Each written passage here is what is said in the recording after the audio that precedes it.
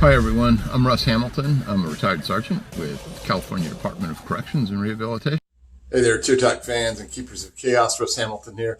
I thought I just wanted to do a quick little keep in touch kind of video. And I wanted to do something that was easy and not too complex. And so anyway, my marble was rolling around there in my head. And I just thought, you know what? In all the years I've been talking to all kinds of different correctional officers across this great land, and so one subject that I've never had come up is hostage policy. Now, I've done things about like hostage survival and stuff like that, but never just hostage policy. So, probably I think everyone must be really familiar with it if that's the case. But some of those who aren't working for corrections and yet are curious about it, especially those on Tier Talk that want to know something about it, well, here it is. So anyway, a lot of departments, they do have a hostage policy. And so I'm going to read you, just from my experience, which of course is CDCR, what that hostage policy says. And it's really short. So let me read it to you here.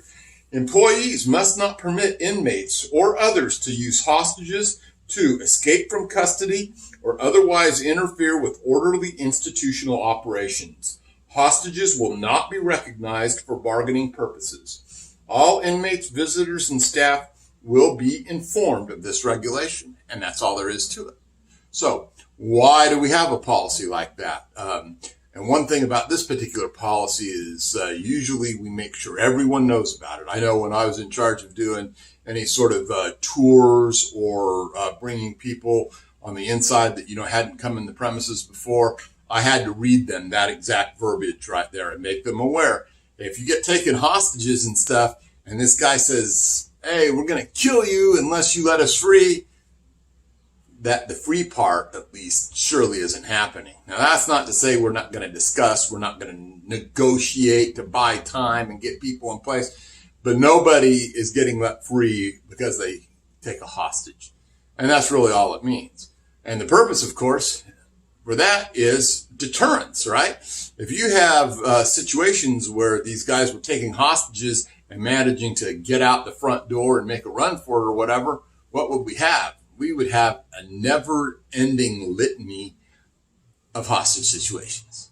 So that's it in a nutshell. No hostages. So I'm curious, because I haven't had this conversation with any of my brethren out there. What does your policy say? I know what ours says, but I just never had this conversation. Maybe it's just one of those things that everyone knows it so forward and back, and it's such a short, succinct kind of thing that maybe there's not really much sense in discussing it.